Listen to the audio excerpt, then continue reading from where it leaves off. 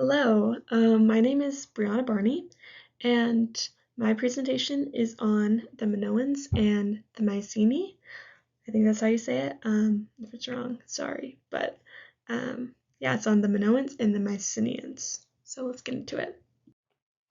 So both of these civilizations were established in Greece. The Minoan civilization was on an island of Greece called Crete, and that was from about 2800 BC to 1600 BC. Mycenae was on from Peloponnese, which is a city in Greece, and that was around 1600 to 1100 BC. So the Minoans were known for their peaceful society and their especially big, massive, really very magnificent palaces that were established on the island of Crete. And this was from 3000 to 1400 BC. The Minoans were a group of high cultural achievement, so they were all pretty successful, and there wasn't a big hierarchy among the people. The people of Minoan civilization lived in large homes with luxurious items and waste systems, which is actually pretty luxurious. It's pretty common to us, but they traded agricultural products and luxury crafts that they constructed, and their culture just played a big role in how they constructed their architecture. So the Mycenaeans were actually pretty influenced by the Minoan civilization, by their architecture as well. And Mycenae is one of the most ancient Greek cities, and it was strategically located in the center of Peloponnese, Greece. But it's not the capital of Greece. It wasn't the capital of Greece, but it was in the middle and basically acted like it. The civilization was built on a large hill 278 meters high. The Mycenaeans were known as major traders with their neighbors, such as Egypt and Mesopotamia. The Mycenaeans had a hierarchical social class, unlike the Minoans. The lower class included the artists and craftsmen and the main people who built their architecture. And they just kind of followed suit with the Minoans and built the big, extravagant palaces. So, with the civilizations being so close in just the fact that they were close to each other in Greece, they have quite a bit of similarities. But some of the basic things, and before we jump into the architecture of it, their culture was pretty similar, but their clothing, the men wore loincloths and women wore skirts. For leisure, they enjoyed bull jumping, wrestling, chariot racing, and boxing.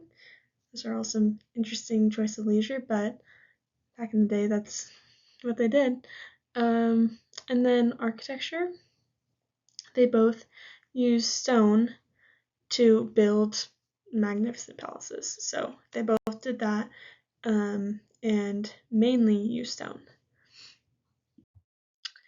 Okay, now there are some differences between the civilizations. What I mentioned before with the social class, the Mycenaeans had a major hierarchy.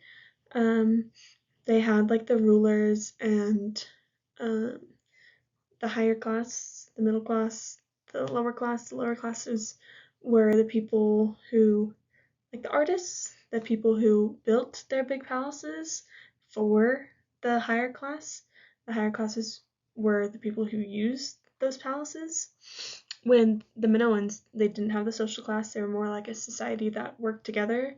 They did have rulers, but they all kind of just acted more as one. The palaces were made for everyone to use.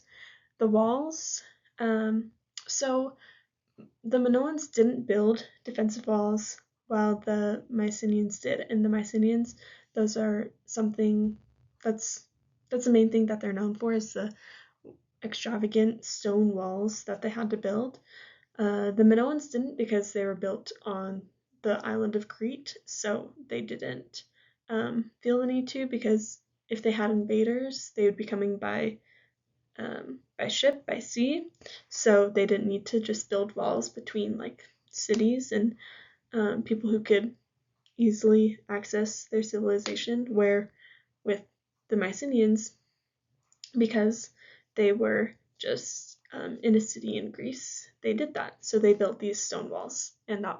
So those are just a few differences between the civilizations, because they are pretty similar. They did a lot of the same things, but they were around different times. So this is an image of the Minoan palaces, and just to show how complex that they really were. The Minoan style was very high class and very complex, as you can see. Their palaces were one of the most memorable artifacts about Minoan culture and architecture.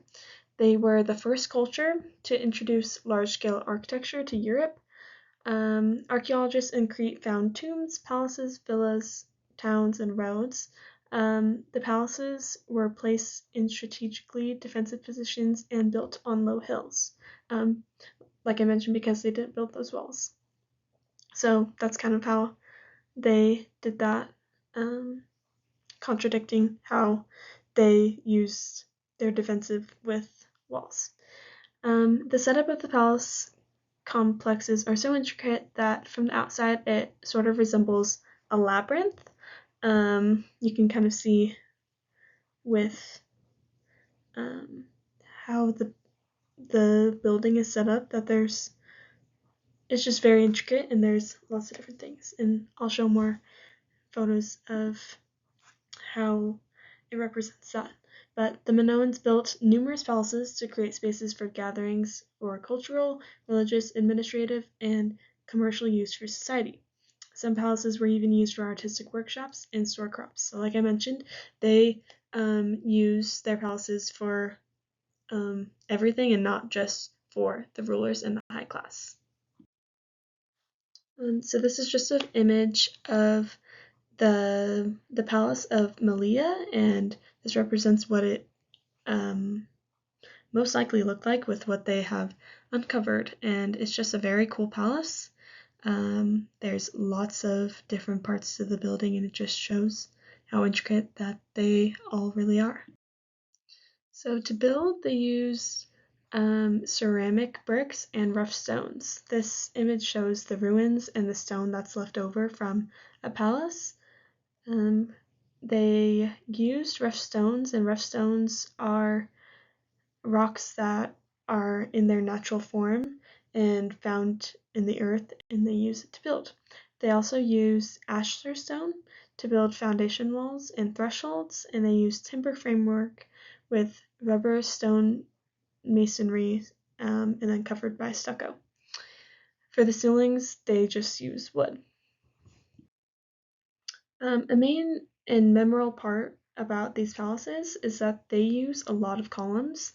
You'll see a lot of more columns in the next few pictures, but they just give a classy and high level look, and especially when they're painted bright colors like this, they make the columns stand out even more. And they're definitely used as a support for the building a lot more than you see nowadays, but they use the columns as kind of decorative elements as well.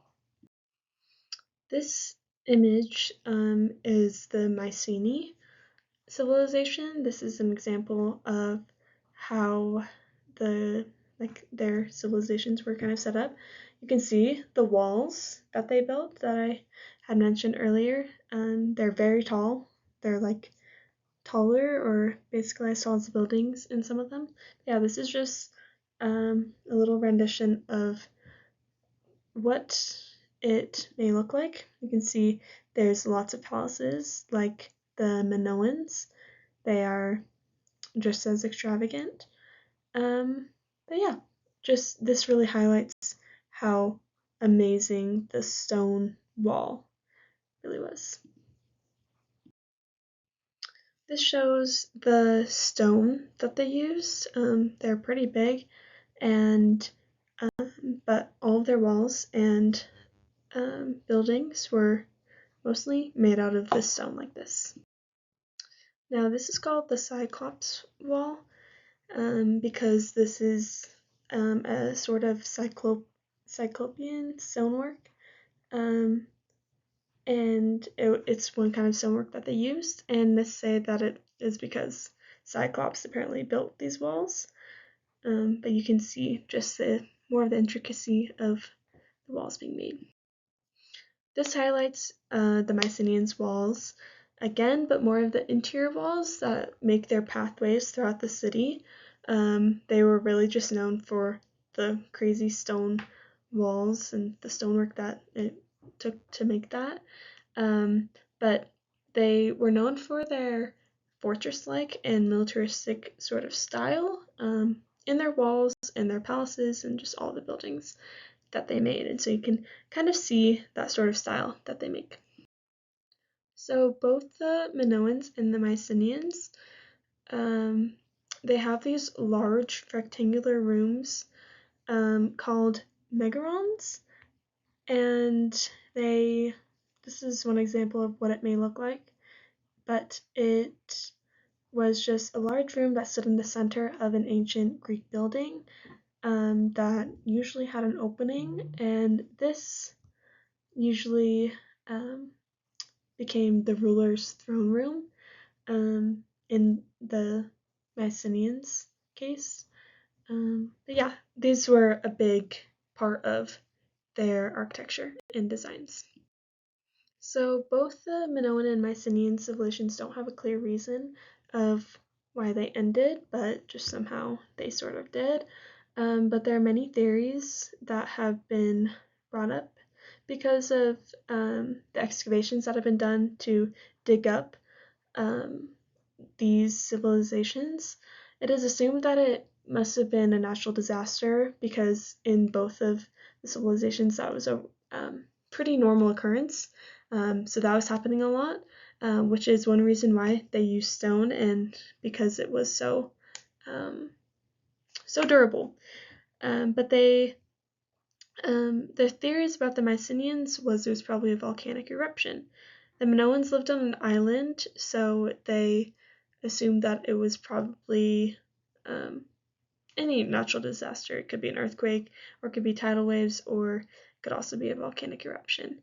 But it was most likely a natural disaster, why both of these civilizations stopped. So the Minoans and the Mycenaeans were inspiring in architecture.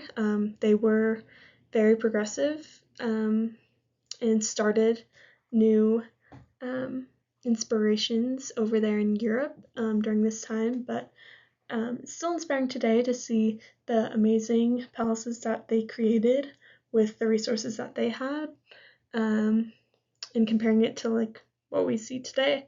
It's pretty amazing of what they were able to build. But yeah, they were pretty inspiring, and I hope you enjoyed this presentation.